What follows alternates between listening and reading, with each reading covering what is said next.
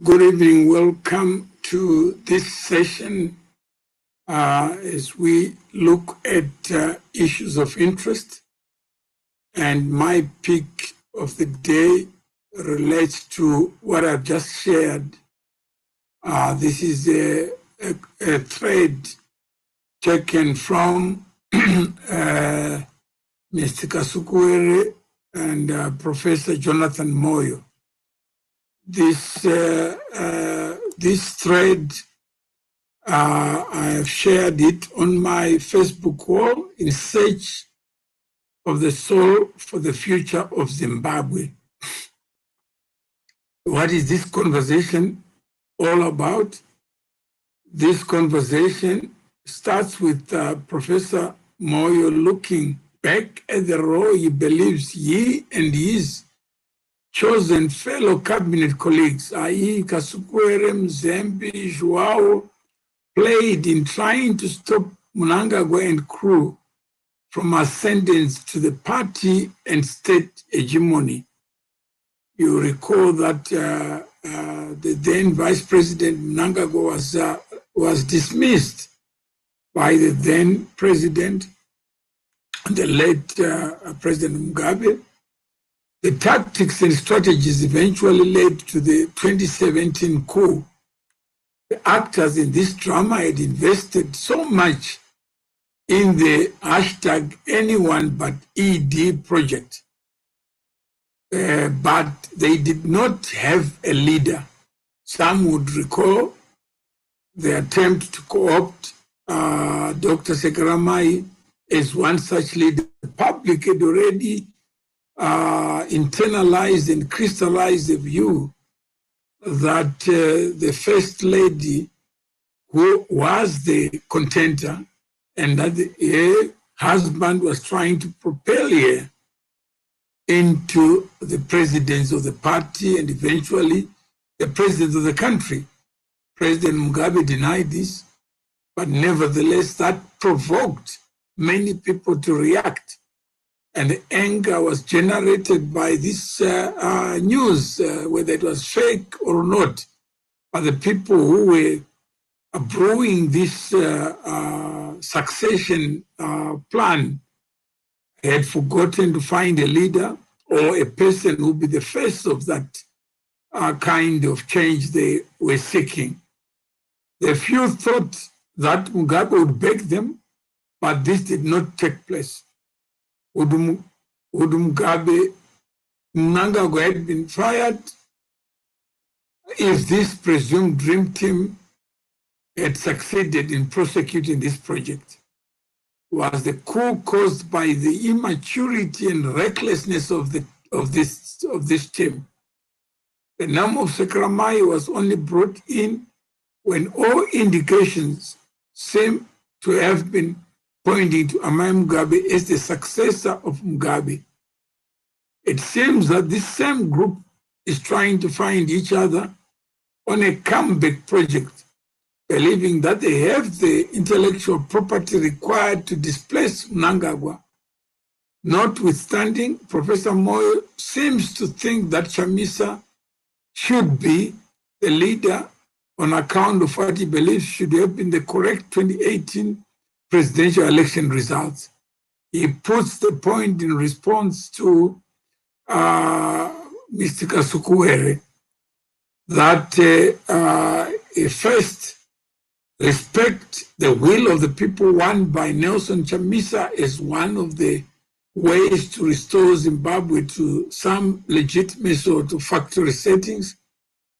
Restore, number two, restore constitutionalism and fully implement 2013 constitution with no amendments.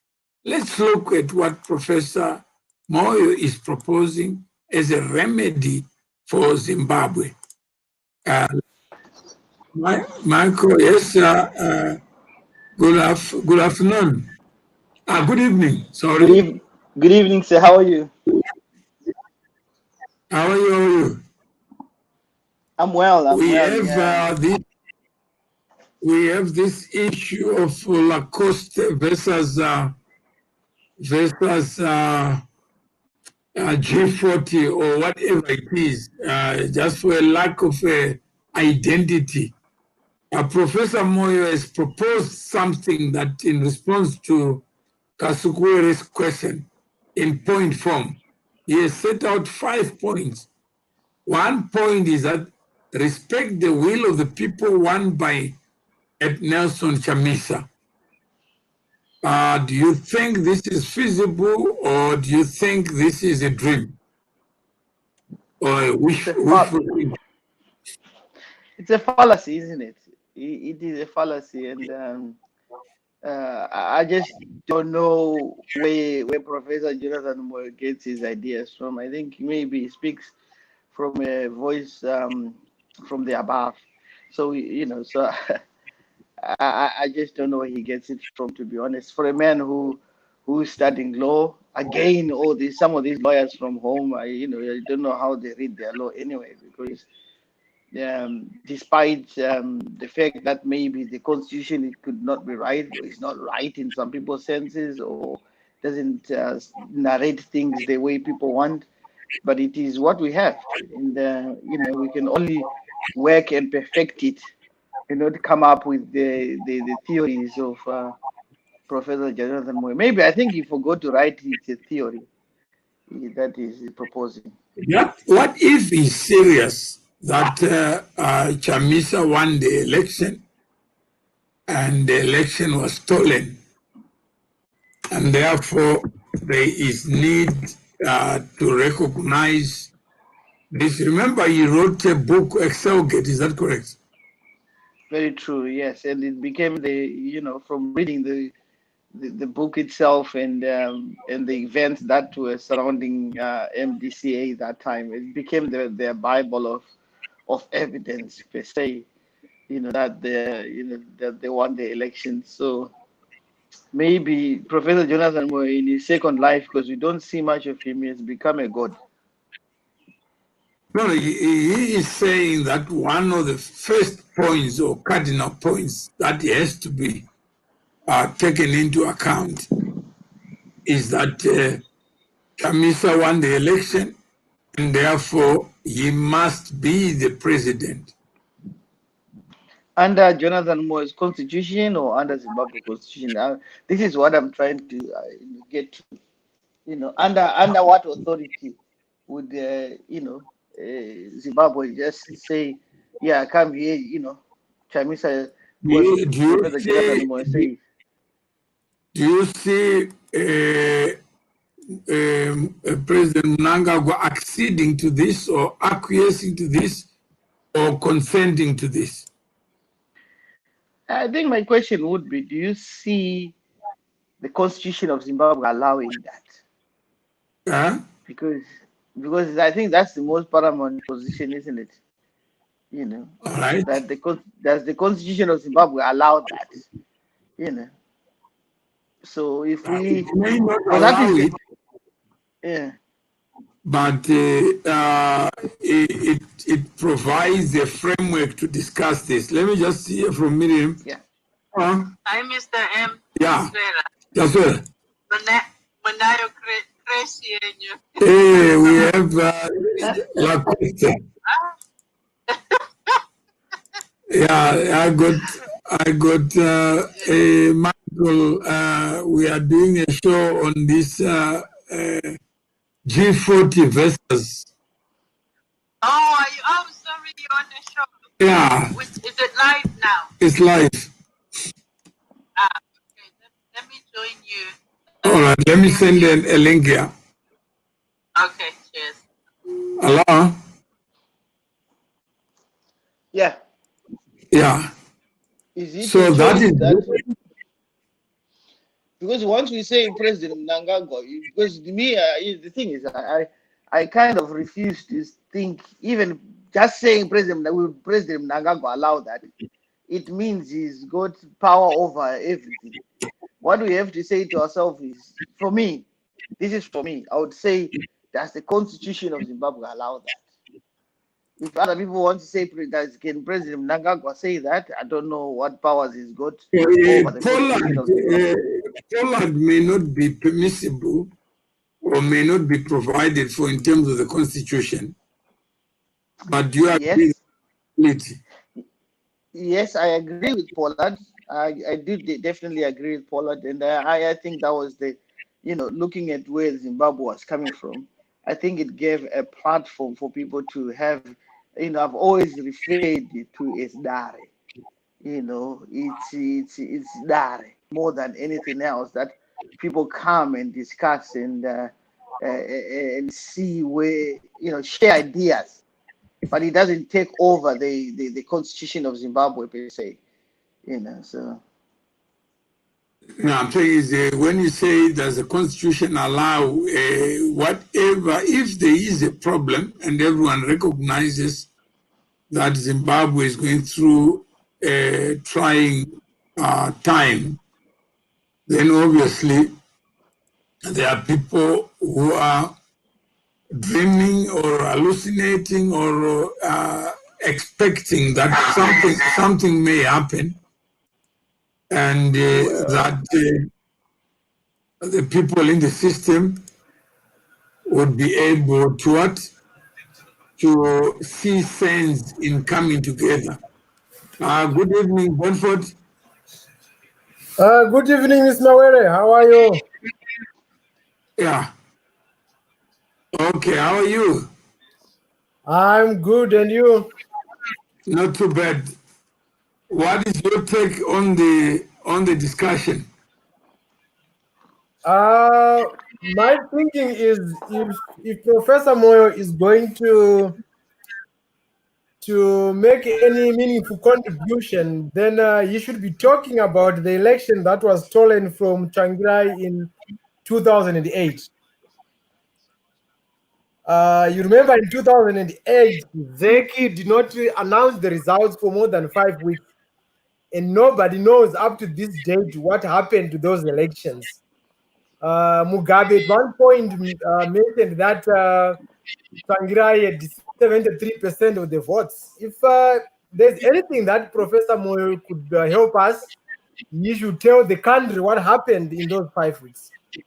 As for the last election that with Nelson Chamisa, there is no evidence at all that Nelson Chamisa won that election. They could not provide any evidence during the Supreme Court court hearing. In fact, it was an embarrassment to those of us who had faith in the MDC. They had no evidence at all of any rigging. So I think while Professor Jonathan Moyo might want to pursue his fight against LACOSTE, it's what he is talking about at this stage has no relevance. It's not going to change anything. And this is, I think, a big problem to us as Zimbabweans. We are always in this election mode all the time, and no one is thinking about building the country. For now, I think the next election will be in 2023. If anything, that is what we should be preparing for. That's my take on the issue. All right, and Michael, what is your take on that? I think the honorable gentleman has just said exactly, what it is. Because at the end of the day, whether we go back and try to dig into what happened in 2018, it doesn't really matter, because at the end of the day, whether Moyo comes up and says this is exactly what happened, it does not matter, because the two political parties married each other, and they had a very fruitful wedding, short-lived wedding after that, and everything was fine. So if questions had to be asked, then that was the time to ask them. Now we are in 20, it can be done as a lessons learned history kind of thing, but who is there to talk about that? Mugabe is dead, Tsvangirai is dead. So who is going to tell us the whole truth about the fact of the matter, besides the GNU paperwork that is there, that the agreement that they signed? So whether Professor Moyo comes up with another theory, it will be something to, just to fascinate and excite our ears. That's all. So do you think this is a beneficial discussion just to understand the state of mind and that there are people who were in Mugabe's cabinet who genuinely believe that Mugabe should have been allowed to stay until his term expired, or the generality of the public that went into the streets celebrated because they genuinely believe that Mugabe overstayed. I think we are cruel to ourselves, isn't it, really, to be honest? How can we justify, how can someone really justify that Mugabe had to finish his term? Mugabe should have left many, many, many years ago. Many, many, many years ago. He did his part, he played his part. You know, there's great things he did, and there's things that he did very badly, and he did them well. You know, so so the journey had to be passed on somewhere, somehow. He overlived his time. So for anyone to come up and say, Mugabe needed to be there to finish his term, it's actually scary, to sit in someone, if I have to sit in a conversation with such an individual, that I'm not looking at his age, but I'm looking at the time saved and the time passed. And Benford, what do you think? I think I agree with the other gentleman there that Mugabe overstayed, and most people were wishing that Mugabe would leave power, but they also knew it was going to be difficult to remove Mugabe. So when most people went in the street in 2017 celebrating Mugabe's removal, they thought that it was going to usher a new system. But unfortunately, people did not realize that ZANU-PF is a system. Independent of Mugabe, ZANU-PF would continue doing business the ZANU-PF way.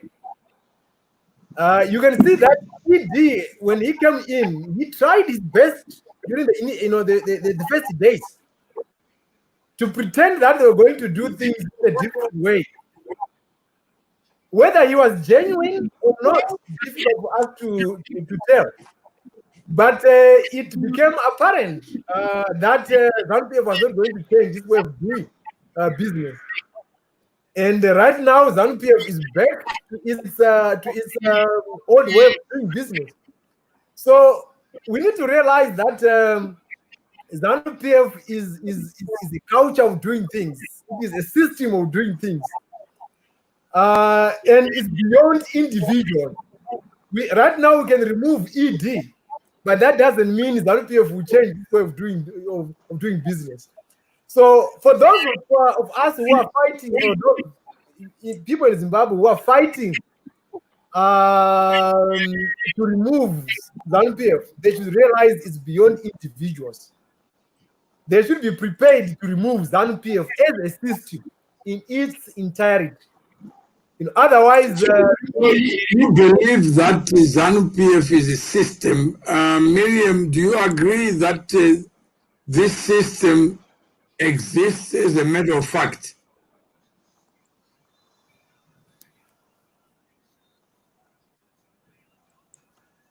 Hello? Is that to Miriam or? Yeah, Miriam, she's not.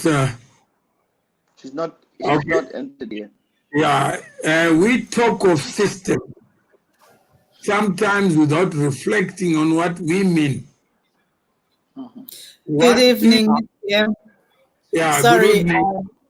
Benford of ZANU-PF being a system, and from your knowledge, have you ever seen this system and its structure, its order, that it actually exists as a matter of fact, or people just are tired of thinking? ZANU-PF system is synonymous to Greek mythology. It's the god of the sun and Helen of Troy and all of that. ZANU-PF system is right up there, right with it. There is no such thing as a system. If there were, if there was such thing as a ZANU-PF system, we would have seen that system in November 27. We would have seen some system has order. If from my little knowledge of what a system is, when I'm talking in the sense of software system, software architect, the system has order that it follows to create certain results. So if that system existed, if you take every corruption case that has been faced by the country since 1980, we measure since independence, there is no structure. You look at the Maurice Nyagumbo, the Cresiva scandals, you look at several others throughout the 90s. It's not the first time that the Ministry of Finance has been faced with allegations of fund misuse. We look at the DRC financing. There's no order, there's no structure, there's no system. It's just individuals muscling and someone holding a gun and threatening, and my balls are bigger than your balls, pardon the French. But that is a system of people that you wait to be cooled out, or you wait to die of, I don't know what system. I think it's just laziness of us on our part, not wanting to take action. I saw a comment earlier today.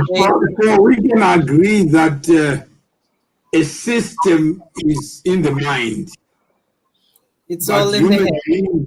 Human beings exist in reality until they die. Yes, you and I are real, Mr. M.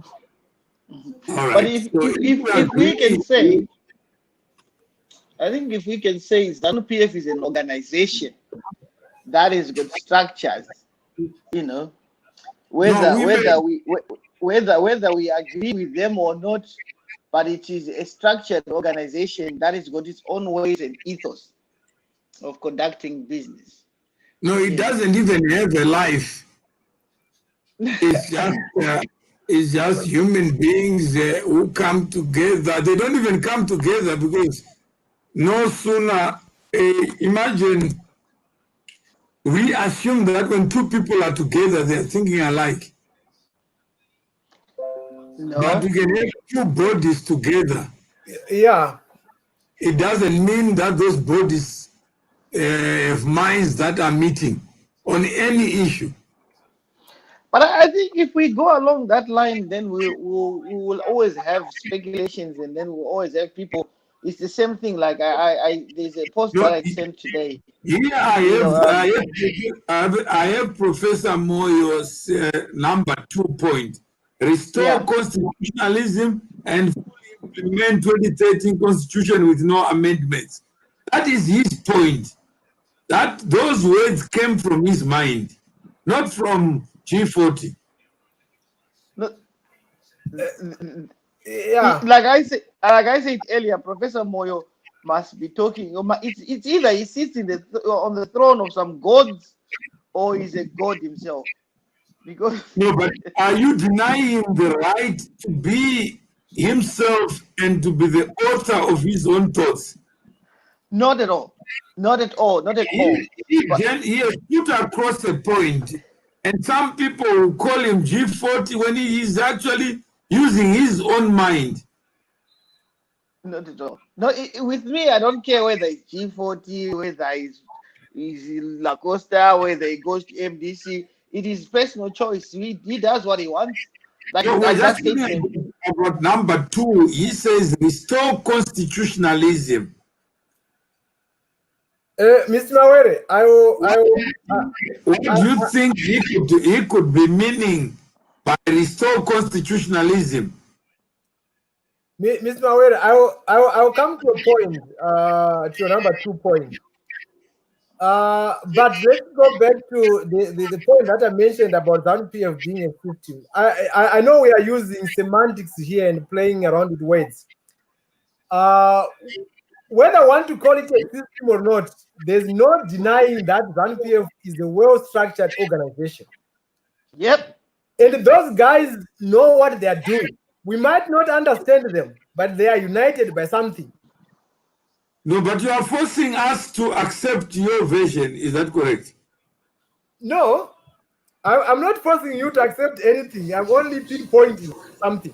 Yeah, I'm just saying, say what you know, not what you speculate knowing. Yeah, because here's my point. If you look at the 2017 coup, anywhere in the world, it has all signs of a coup, but they managed to legitimize it. No, I'm just saying is if you know something that is not known to us, Okay. then please share what you know.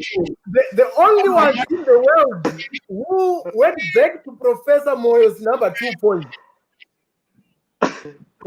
they restored a coup which is illegitimate anyway in the world. Who is brought into the constitution to say Who this is is they? legitimate. Who is they to you? ZANU PF. No, but who specific? I know Chiwenga was pissed off.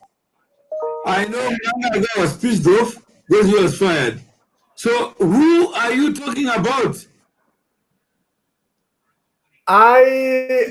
Ms. Mawere, this is where I say it again. We might play with semantics, we might play with words, but we know this is ZANU PF we are talking about. No, I'm saying you're forcing. ZANU PF is the one in power right now.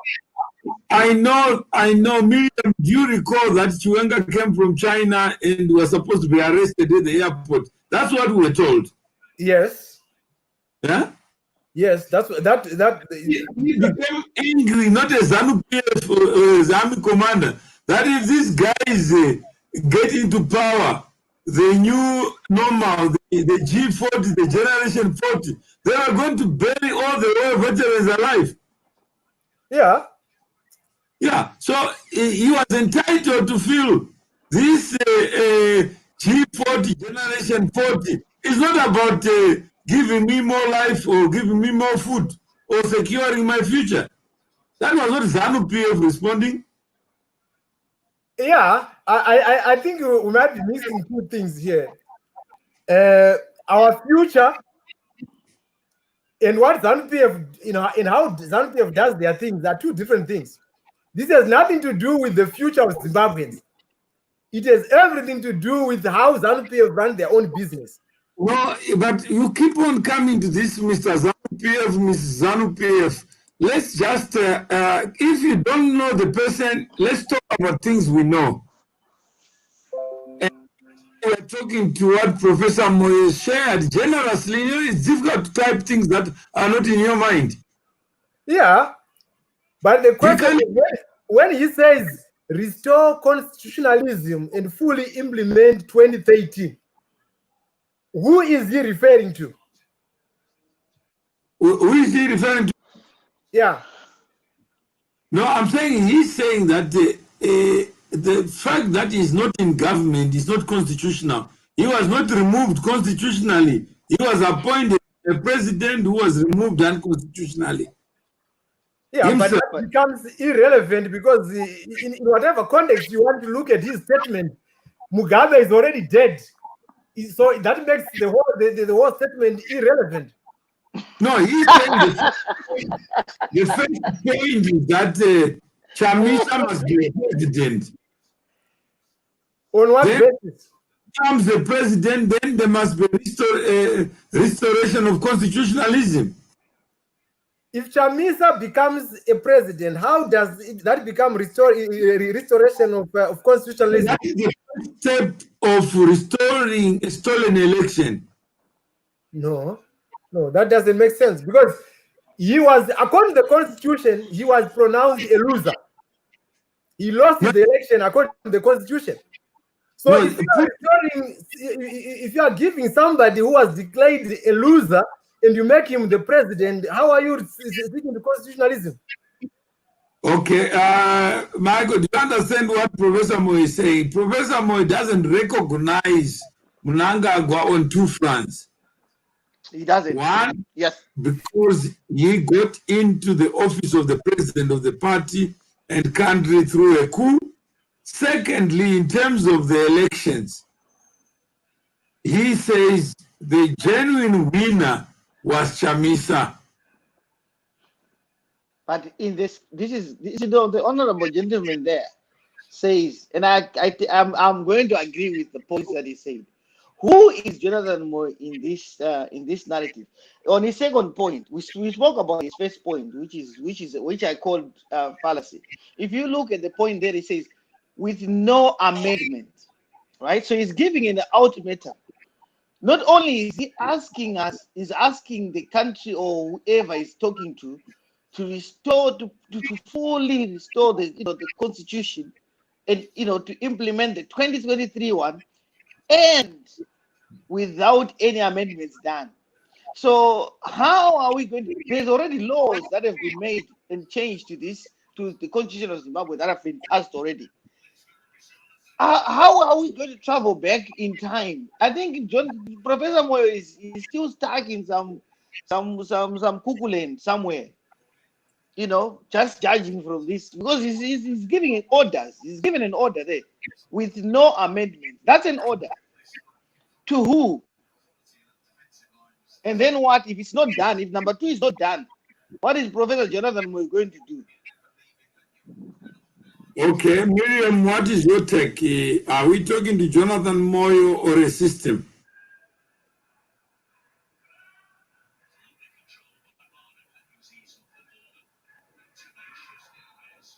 I think she's on mute.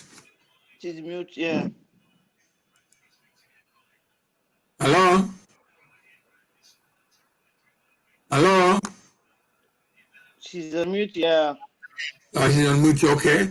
So we have the lineup that first, the first thing is to install Chamisa as president, and then after that, then we come to the number 2, constitutionalism and implementation of the 2013 constitution.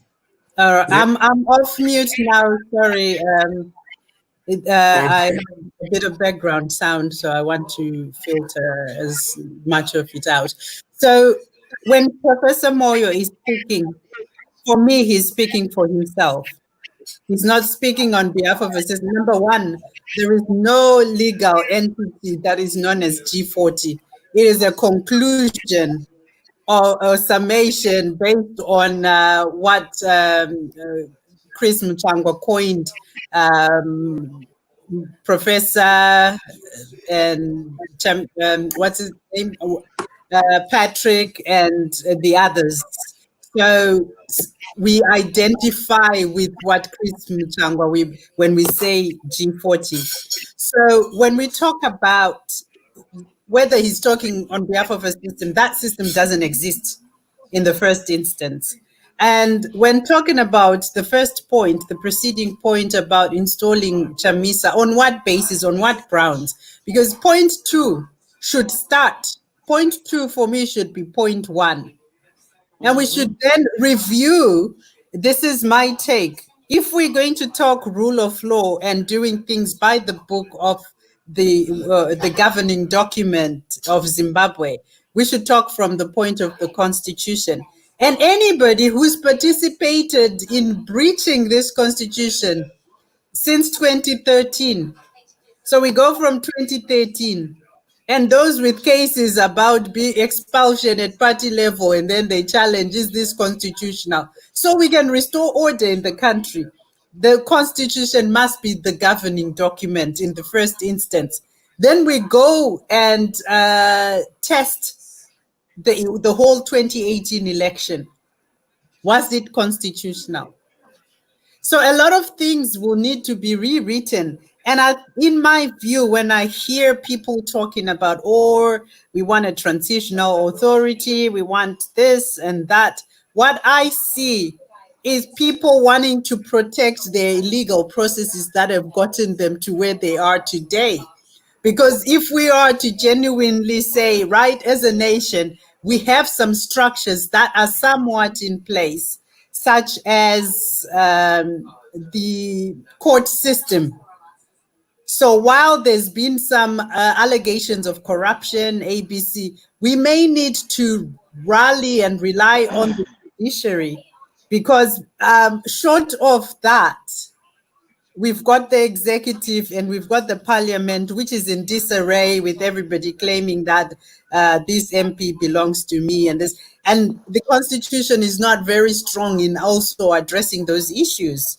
So when we talk of where to start or in whose capacity is talking, for me, the capacity that is fair to everybody is the constitution, which is, though it may be unfair in some sections, but it is the agreed upon document as at 2010.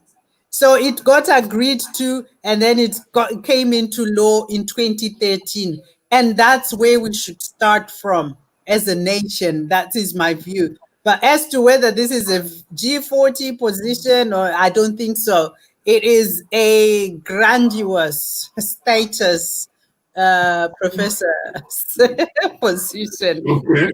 I think we've got the answer to Do everything. you want to add or subtract to that?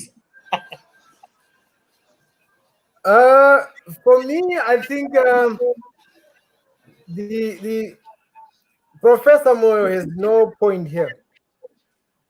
It's very easy for most people to say, let's follow the constitution. But if you want to follow the constitution, then you have to stick by it all the time. I agree. And whether you're going to end up making painful decisions or decisions that affect you, you have to stick with the constitution. That's Unfortunately, Professor Moyo has no record for that. True. Okay. Right now, Okay. everyone talks about freedom of expression. He is the one who suppressed all of that in Zimbabwe when he was Minister of Information. So you can't call for constitutionalism when you are in exile. Yet when you are running the ministries, you are busy infringing that constitution, doing whatever you want with that constitution day and night. So I find it ironical that Professor Moyo is even mentioned something like that. He should be the last person to tell Zimbabweans about respecting a constitution. I think.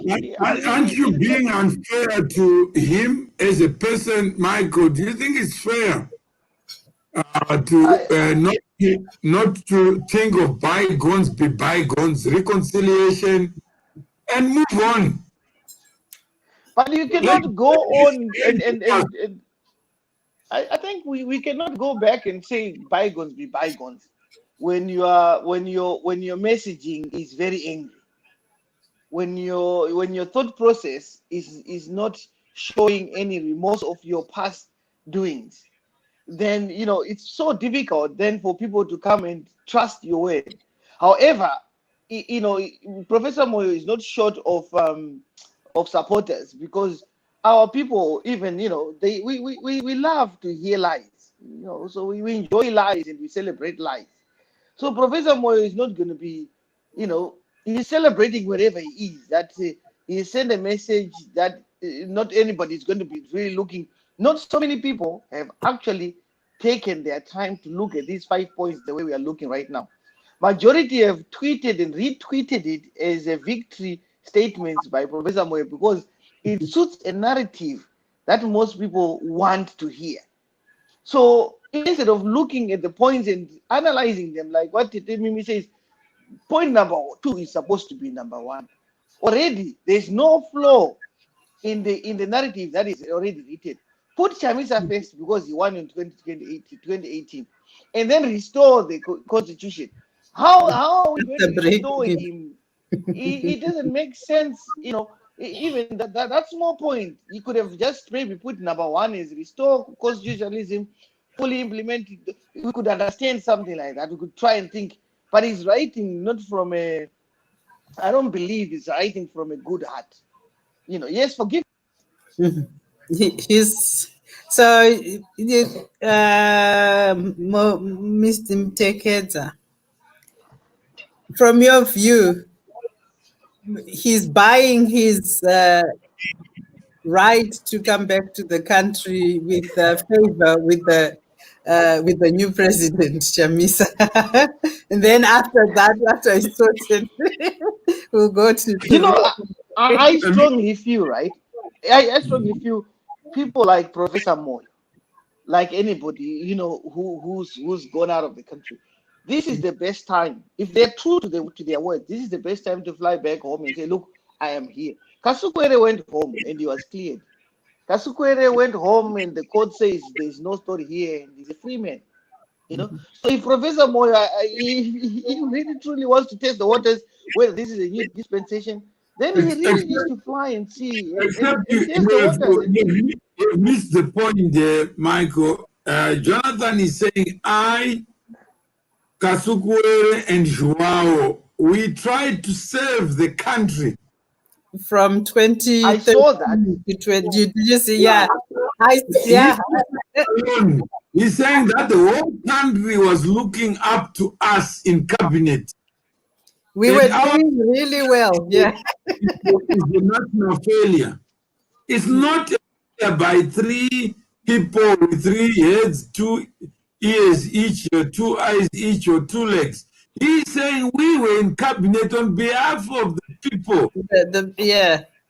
I did ask him, I did say to him, how was removing Maim Juru and attacking Mai Sekeramai serving the interests of the people? How did you serve the interests of the people? How did you protect people from Mnangagwa? Yet you were propping up Mnangagwa by removing Joyce Mujuru and attacking Tsitsi Sekeramai. So, and he didn't respond. And obviously, I don't expect a response, but you know, are the 100,000 people that would take the bait. No, he's saying that Mamju is not fit to be a president, period. Mm-hmm. And also that Mnangagwa is not fit to be president. He is also saying that Sekeramai is not fit to be a president because he betrayed his anointment. Now he's saying I've anointed Chamisa.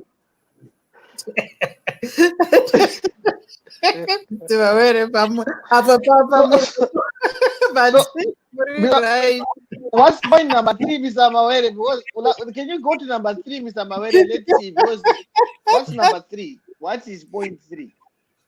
Point 3 is set up truth and justice for all atrocities since 1980, just to catch Mnangagwa.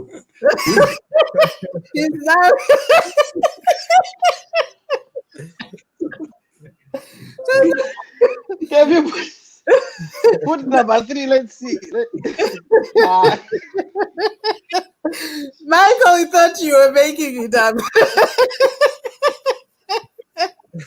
Yeah, so no, I saw it. We just want to move on so that we can exhaust all the points. What we've got time. All right. So he does it. This is my issue. Yeah. So if we go to if point number, I think today is on mute again. No, I'm here. Can you hear me? Yeah, we can hear you. All right. So if we are to take Professor as a god and say what he says is must go, I think, Michael, you've lost audio. Mr. M can hear me. I can hear you. All right. So he says, point number 2, constitutionalism should come after another law is broken. So by the time we get through from 1980 atrocities, Chamisa would have saved. By the time we get to the illegal. I cannot come back when Mnangagwa is president. So number 1 is to unseat Mnangagwa on account of the results of 2018. Then once Chamisa becomes president, then we can restore constitutionalism. Once we restore constitutionalism, then we want to take Mnangagwa to Chikurubi. Yeah. I think that becomes a problem, because if your basis for doing all those things is just for you as an individual to be able to come back, then you have no interest of people at heart. You are not saying this because you care so much about the Zimbabweans. And I think that is our biggest problem. But he's saying that I apologize, I betrayed the people of Zimbabwe by not preventing successfully Mnangagwa from being president. So I'm now giving a prescription for restoring Zimbabwe to its factory setting. Okay. Can you tell them that I can't hear both of them? I can't hear both. No, I'm just saying he's telling you, Mr. Mawele and Miriam. He's telling you what his state of mind is. Yeah. Yeah, and he's saying then we can dollarize after Mnangagwa is in Chikurubi and adopt an agro-based economic turnaround. But this cannot be done with Mnangagwa being president. You understand? Yeah. No, it looks like Michael can't hear us. He says he can't hear the two of us. I don't know, but I can hear him. Let me try to put him on the phone. Let's see. Let him go and come back. He's left and you come back here. So, Benford, do you hear that we can only dollarize after Chamisa is president? Yeah. I think this is again our biggest problem as Zimbabweans. We think nations are built by individuals. and we put all our faith in individuals. So as long as Chamisa is not president, the country will not move. And that's our biggest problem. No, it's not our biggest problem. You have already dissociated yourself. Yeah. No, you don't have that problem. So don't associate yourself with problems that you have not acknowledged. Yeah. Yeah. But it's a big problem for our country. No, I'm telling, don't speak on behalf of. Jonathan is just telling you that I will not step into Zimbabwe as long as Mnangagwa is president. Then he needs to stay where he is. Yeah. No. He's saying, please, hashtag ZANU-PF must go. What he means is Mnangagwa must go. Wait. Mr. When you were supposed to go in 2017. He's back. That's why he's not going anyway. You want him to go by jumper. The professor should simply find his own way of coming back. But is that not it? That's the way he sees as the way of coming back. I think he's got a point. Benford, please don't deny him his pathway.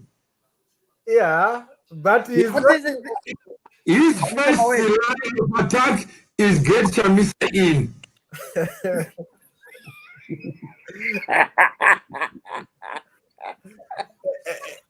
Well, all he's doing is the minister in the cabinet of Chamisa. You're implementing and getting Mnangagwa in Chikurubi. Yeah, he needs to be more innovative and come up with a better way, because it's a, if that is his plan of coming back, it's a very. And he says Gukura Hundi is another reason for him to go to Chikurubi, because he is talking about 1980.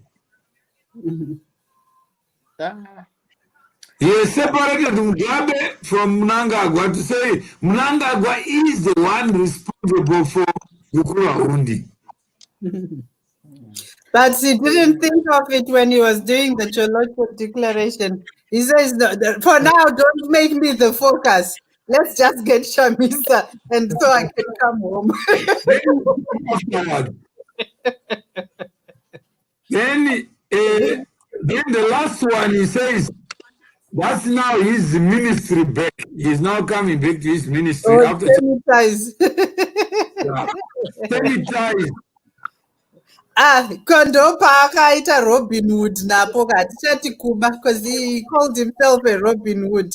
He took money from ZimDef, which funds STEM, and he hoodwinked, or he tries to hoodwink people to think that he's the one who introduced STEM into Zimbabwe. Yet we've had engineering, technology, and science and mathematics being studied in the country since before he was born. So he's rallying behind what he thinks got him momentum before the time of his exit, before he bought the cheap bikes with the STEM money. I think So, Jonathan, I think the 5-point plan to get STEM back in vogue. That Mnanga is illiterate, he's not going to understand STEM. And first, we need robotics. We need Shamisa to be president. And there's a generational gap. yeah, I think. Then after that, we then go back to Guguraundi. If we don't get him on Guguraundi, we get him on the coup. We get him, we will nail him. I think it's just. Then we are back on the highway to success. His 5 points are cheap propaganda, which is always bought by the narrative in Zimbabwe. They resonate with the narrative, whether in MDC or someone who's not happy about anything. You know, it's like you want to go and you can't get on every day. I go to because it's absolutely. Are you happy with President Mnangagwa yourself? President Mnangagwa, he's got the, you know, myself, I'll tell you what I think, okay? And this is, I'll tell you what I think. 2017 gave Zimbabwe, this is me, it gave Zimbabwe a new beginning, a new starting point, you know? So this new starting point was then officiated in 2018 with those elections. So that in itself, from a strategic point, was the point for us to build on what is there. Because nothing was perfect. Zimbabwe was coming from a ground of where, you know, if you look from the road, from the revolution itself, from the Smith regime itself, the land seizures, the company takeovers, the affirmative action nonsense, you know, which could have been worked well. It had a lot of things, trials and errors and stuff like that. So 2017, for me, it gave Zimbabwe a new point of beginning to say, look, guys, here is the line drawn in the sand. Let us take our country somewhere. With the constitution, which is not perfect, it's not perfect in any way. So it's many constitutions that don't hear of any perfect constitution. Even America, where they created the democracy, they are beating each other up every day and killing each other with guns. So we can only perfect and try to make things work.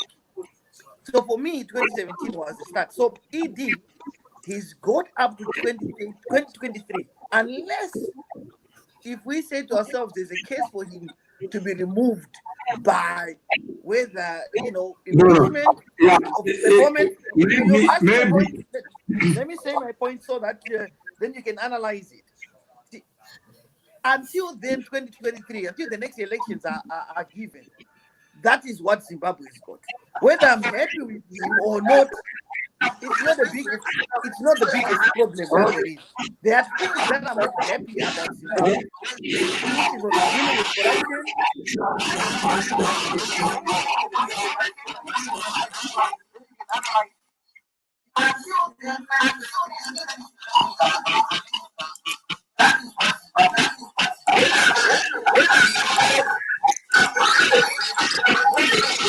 corruption. There was some interruption there. Hello? Hello? I think Mike's got some interference. There was So some can you hear me now? interference. Yeah, now we can hear you. Is it clear? Yeah. Yeah, now it's clear. Okay. Yeah, so for me, like I say, 2017 was a defining moment, even for some of us who were not even wanting to be involved with Zimbabwe. It was a time to say to ourselves, you know what, if I don't take this step to just come out of my cocoon and play a part and be there to talk about the stories of Zimbabwe, when would be? I'm into my 40s now, and I was thinking, if I don't do this, and I've been given an opportunity now, because there was no way we could have spoken when Mugabe was there, the country was in a mess.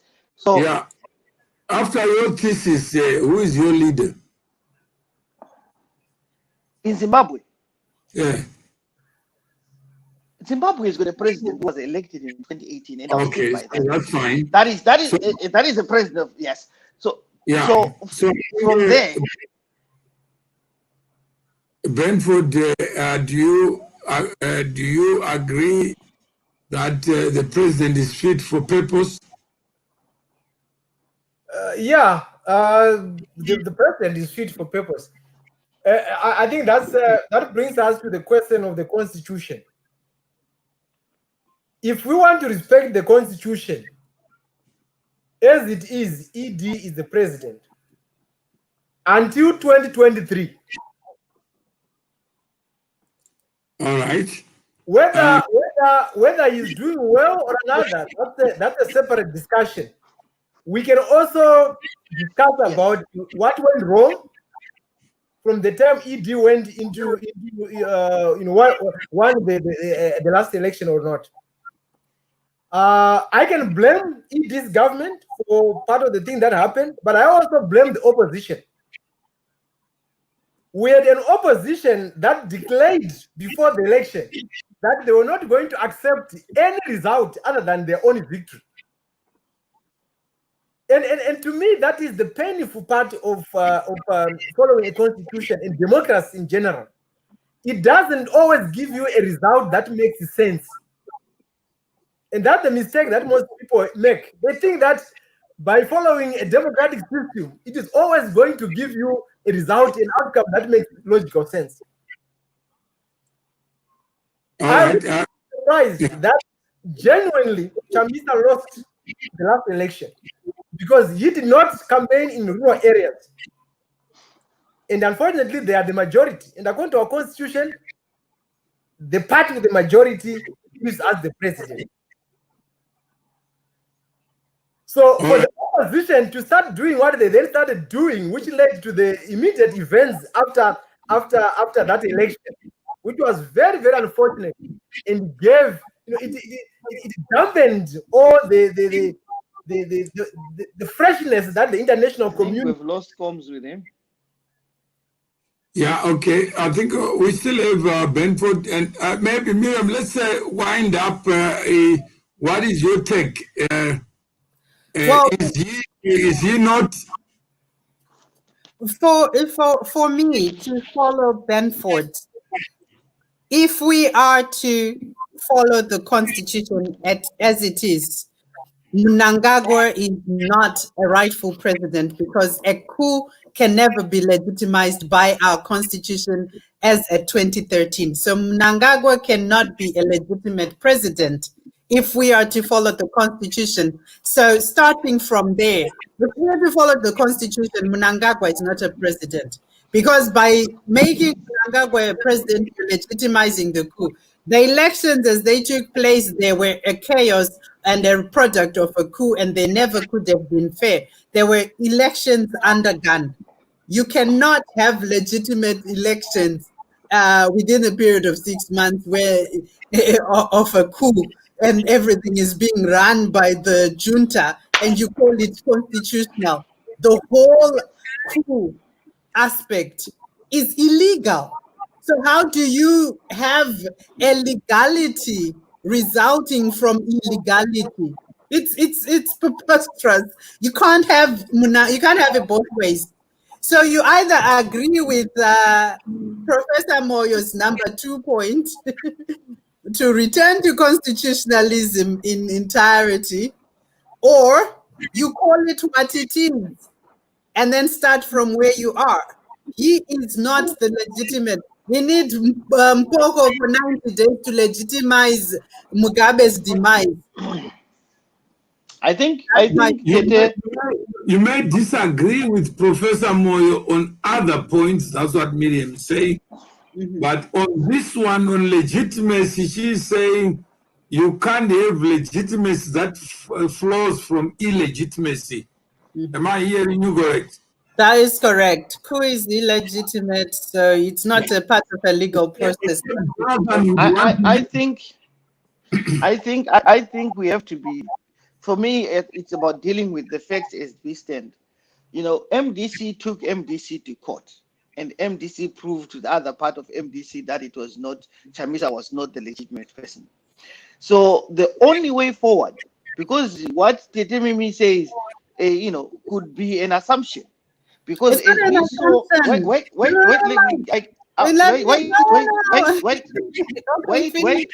wait. Because we saw the constitution of Zimbabwe being applied at every point. No, wait.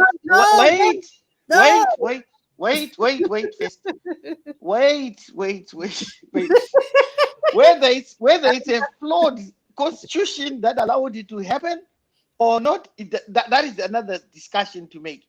No, Mike. Let me ask you this. Let me ask you this, because that is utter falsehood. The coup is illegal. There is nowhere in the constitution where the coup is legal. So tell me which part of the coup legitimized which coup? Across what coup? This is the thing that we always hear people. 2017 well, I've served in the forces. I've never seen a coup is when a leader of whoever is doing that would say, I have taken control of this place, and this is what. Wait. The situation has reached another level. The president is safe. We're targeting criminals around, and the criminals around the president are the ones running the show. I want Mike. Wait. We were told that the president is there. We are targeting the people around the president, and then we saw the president resigning. No, we didn't. A resignation was read in Parliament. The president's own speech said, "See you at Congress." Do not twist facts. The president did not resign. Budenda read something probably written by Charamba to say. Look, there's a video where Gushungo, I've posted it so many times. Gushungo said, "See you at Congress." He never resigned. He never resigned. Understanding. Wait. Gushungo says see, this is the problem with our people. I watched it live. Wait. The Gushungo said, right? We always find it comfortable to tell the Western media what we think best. No. People we never tell. Wait. Conclusions, Mike. There's a video. There is a video. Can we? Let's agree on one thing first. There's a video where Gushungo says, "I was forced to resign." Yeah? No, are we in agreement with that? Iwa, you saying did he resign or was forced to? Is forcing legal? Or is forcing? That's why you need to prove. That's why I said if we think. But are you saying that there was no coup? Is that what you're saying? As far as everything that happened in Zimbabwe, to be honest, there was a military push. A military push. No, are you saying that Mugabe's resignation was voluntary? Mugabe says he was pushed. No, I'm saying, are you saying? Not what I am saying from the words that Mugabe said. from the video because video evidence is very critical. No, He no, I says mean, Mugabe- I'm just wanting you to say yes. So are you saying that Mugabe resigned voluntarily, or there were no soldiers in the street? we can't say that, can we? We've already agreed that there were soldiers, and we've already Even agreed in that his Mugabe blouse. said, yes, there were soldiers in the streets, No, but I'm we said, just curious to know what you are saying yourself. Are you saying that in your recollection, Mugabe consented to being removed? I am saying Mugabe said, right? Because this is what Mugabe said. We are not saying anything. We can play the video on Twitter and we can play it here. I can play it for you. Mugabe literally says Mugabe said to the guy on BBC News, he said, I was forced to resign, right? But from what we saw that the letter was read in Parliament. Mugabe then said he was forced to resign. I'm just saying when you look at history, let's be correct it. We can't say the Holocaust, the Jews consented to being butchered. Then the only solution to this is for us to prove. I'm happy, and you know that I'm happy that we prove we can go on around as Zimbabweans to prove this point, because it's a critical point. That Mr. Mawere, on the coup thing, you remember SADC sent their mission to Zimbabwe. What was their finding? Their finding was that the old man was played double. Did they come up with a report that said there was a coup in Zimbabwe? No. No, a coup by any other name is a coup. Yeah. It's about voluntarily resigning. Mike is actually saying it himself by asserting that Mugabe said, I was forced. That in itself, if you go to court and say, I was forced to have sex, that is a bedroom coup. No,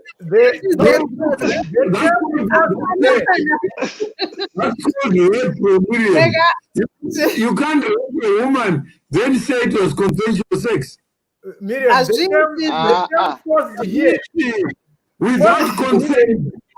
But the only thing we can do for Mugabe.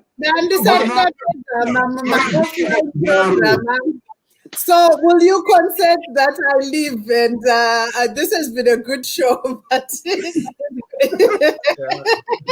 I don't want you to accuse me of having forcibly left the show.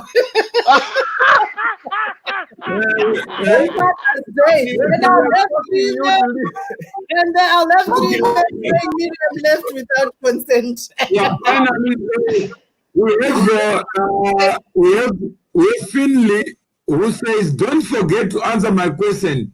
Jamanda and Moyo's role on SMM. Thank you, Finley, but Mimi's gotta go.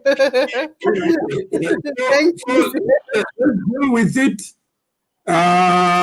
Finley, because we wanted to understand the state of mind of Professor Moyo, what he believes in, what he believes in not.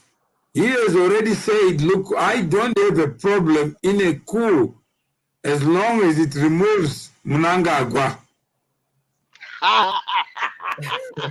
So the end justifies the means. So this mindset, what was its role on SMM?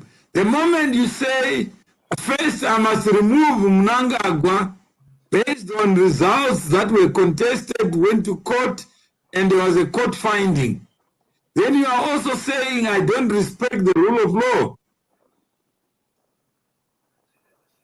So I thought it was essential to give a background to what we were discussing so that you properly understand the man that you are dealing with. That he can throw you in Chikurubi without you being given a chance to say your side. He can conclude and say you are guilty as charged, like Mnangagwa is guilty as charged. Yeah. The only thing is the president must change for him to be guilty and no reversal. Conclusion. But what he believes in is what the and should be. So Phil can talk without understanding the mind of the person. Like Michael says, there was no coup, which means we can predict if the woman has got a mean. No. It was not rape because why did you wear a miniskirt? Mr. Mawel, don't say that. I'm not gonna let you do that, Mdala. That's not what I say. I say Mugabe said he was forced to resign. But the woman says I was forced to have sex, and you say it's not rape. No, but what we need to find out is the truth of the matter. No, you don't have to find anything because Mugabe, as Asante Sana, he was already saying we'll meet at Congress. He never saw the Congress in his life. So how many people are acquitted of rape cases in the world? Not people of Zimbabwe. Zimbabwe is a sensitive place, but even we have to argue that, Michael, that we will argue with Jonathan. Manji, so let's not argue over things that we know that Mugabe was enjoying his job. He was on top of the world. He may have been old, but he didn't think he was old enough to exit. So let's give the man his due. He was waiting for 2018. Mama Were, was Jacob Zuma forced to resign or what in South Africa then? Yeah, he was forced to resign. That was another coup. So it was another coup. So South Africa is also not it's okay. No, it's the same. You can say Zuma was done a job. Okay, but he was still enjoying it when he was kicked out. Yeah, but he was removed, and they told him, my friend, we are going to impeach you. So they took away the rag under his feet. Then when he looked around, there was nobody to restore him. So is that not the same as Mugabe said? Mugabe was enjoying. His wife was on top of the world giving lectures about democracy. So lectures about democracy. So and then everybody says it's okay, Mugabe. You can go on and go on. Mugabe guided, disappointed me. That's why he's not at Heroes Acre, because he said this is a shame. I was undressed and people were cheering and say I'm dressed. Don't even go there. That's a big mistake. That burying him at the Heroes. He needed to be at the Heroes Acre where people can go there and make money. He needed to be working in his grave. That man. No, I'm saying he died a disappointed man. That the people. Oh yes, he did. He did die a disappointed man. Yeah. So I think that's where. So Finley will touch on that, but first let's understand the state of mind, and I think we all have tried to analyze the 5-point plan of Professor Moyo. It starts with unseating Mnangagwa by hook or crook. Yeah.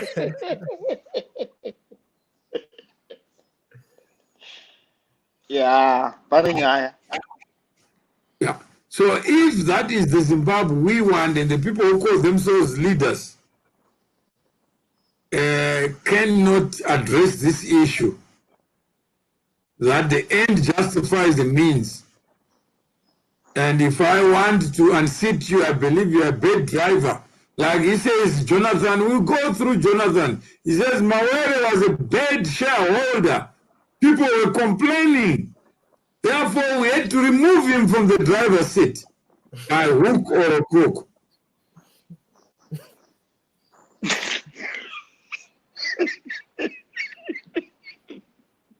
Yeah. And Sharamba says the seed was Zobo's seed. Mawere stole the seed.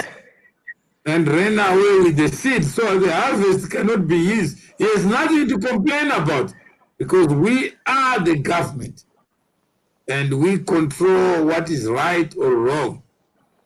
So Finley, be slow, be patient. Uchikwira gomo unotora mafemo. Yeah. Chero tichiri muvhare naprofesa wedu tichakwira kumusoro kusvika taona kuti munhu akaita sei. Because you never come on our show, but he caused the coup because it was either Mnangagwa or Jonathan Smith being a president, being a puppet. Yeah. Right now he's looking for another puppet. They got Mugabe to be their puppet. Yeah. So it's a game of cards. It is, and I think the professor is a player, and unfortunately, he never thought that some people would come with a better plan than his. You know, that's why he's now he has put his faith not on Sekeramai but on Chamisa. Yeah, and that's just said. That's just said. That is just said. That was. I think out of all Professor Moyo's tweets and nonsense and craziness and everything else, I think these 5 points for me today was a shocker to me to actually come across them and say, you know, is he still okay? All right, and stuff like that. Because you cannot be at that point where you left the country on its knees and you know the country is on its knees, and then you all add fire onto it with you know, where we are looking up to people like him and saying, okay, even if you have to forgive him, how do you stand to forgive such? And saying, when are the people of Zimbabwe going to be free? When are we going to have leaders who can actually understand that, you know, the constitutions are there to protect the poor? Because it's not the strongest that the constitutions are designed for. Because a lot of people think these constitutions are there for them to be in power. It is designed for the weakest person. It is designed to protect the weakest link, that tomorrow cannot be cheated. Tomorrow they cannot be abused by law. Tomorrow they cannot be, you know, nothing comes of harm of them that is unconstitutional because they've got a book. No, this is not allowed. Because the power, the rich can buy anything they want. They can manipulate anything that they want. You know. Ambuya Nasekuru Wangu, she does not even probably not know what is Jonathan Moyo's Twitter is saying today. But the effects of Jonathan Moyo's tweets have got an implication and will probably affect the voter in the city center who's already charged up with raw emotions, and they will believe it for Bible, what Jonathan Moyo has written today in those 5 tweets. We don't realize that in the last 2 years, we have a leader who has been crying for legitimate point, saying, I'm not going anywhere, taking the country, holding the country at its neck, saying, I'm not moving. And I do not think people of our, you know, the people of Zimbabwe truly understand what national interests are, what foreign policy is about. Everyone is dancing right now on the weaknesses of our country right now. Whether Chamisa is, I hear a lot of people say Chamisa is not in power, but he was a leader of the biggest opposition party in Zimbabwe.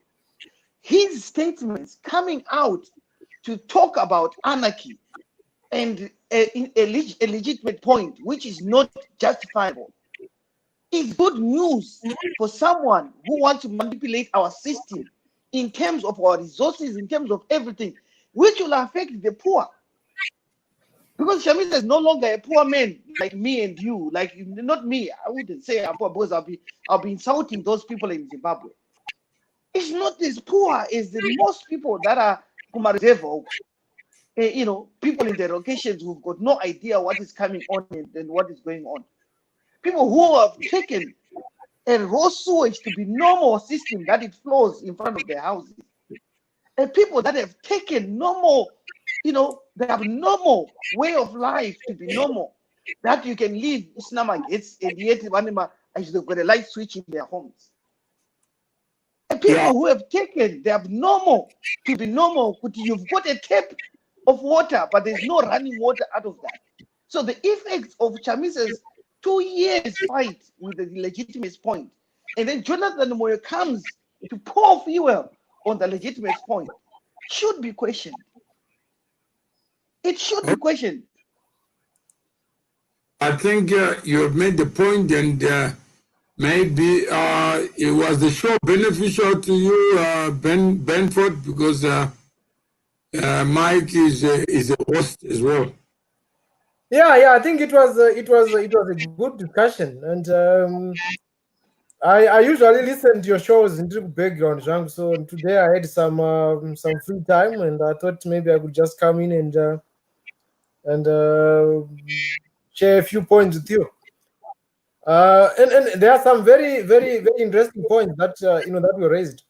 But the other thing I also wanted to highlight in constitutionalism, I will give you a good example. Yema war veterans, Vanamatema Danda, when they were neglected by the previous regime, like I sent out, we saw them coming to the people. But right now, if you listen to them and their tone, you will see that they are serious. And that is one of our biggest problems. We need to have my principles that we agree. Whether opposition or ruling party, there are certain things that we should agree as a country with. This is how we want our country to be governed. But unfortunately, we don't have those principles as Zimbabweans. Everyone is wrestling with opinion power. So at the end of the day, you find the main opposition saying an election was illegitimate. The impact has related to the international community and how it's going to end up affecting everyone in the country.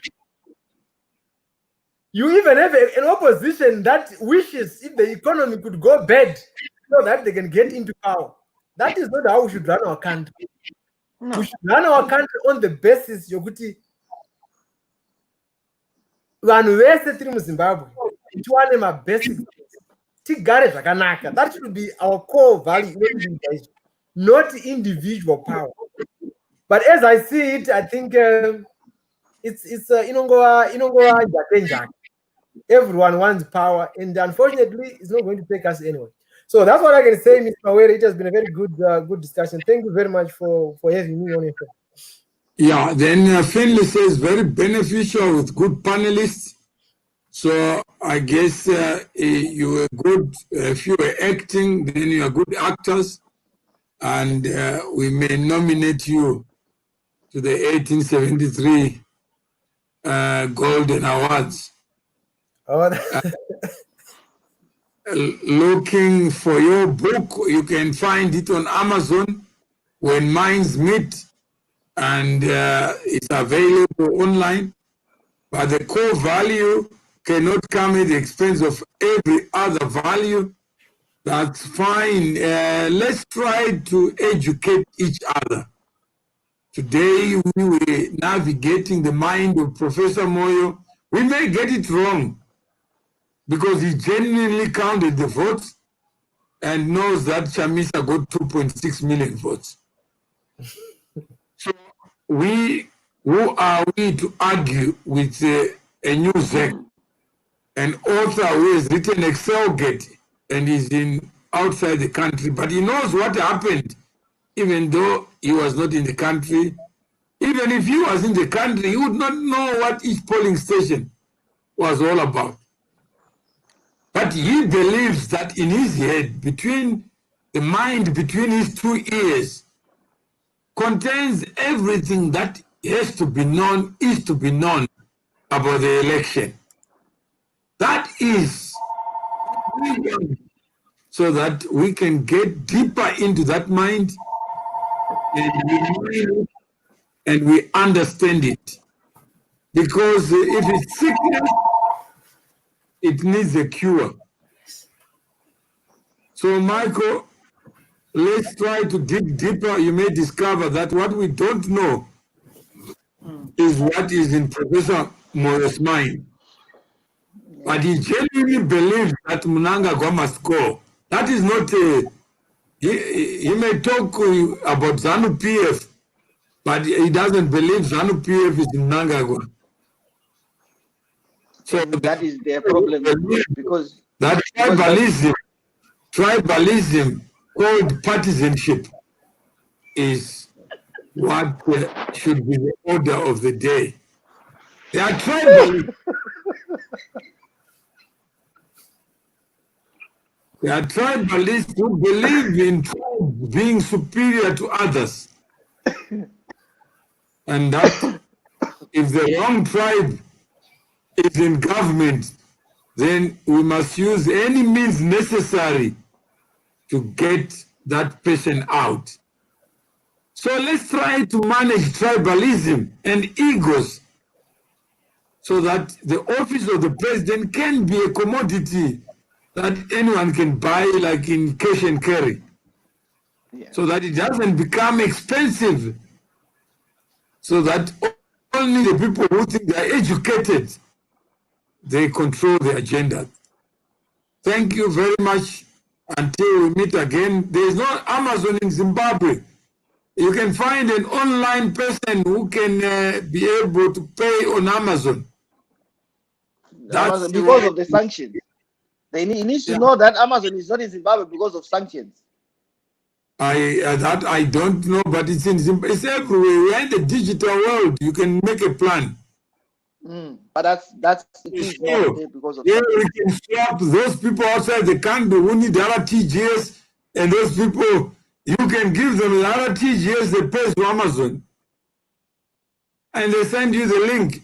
How can you be so slow in the digital age? Thank you very much.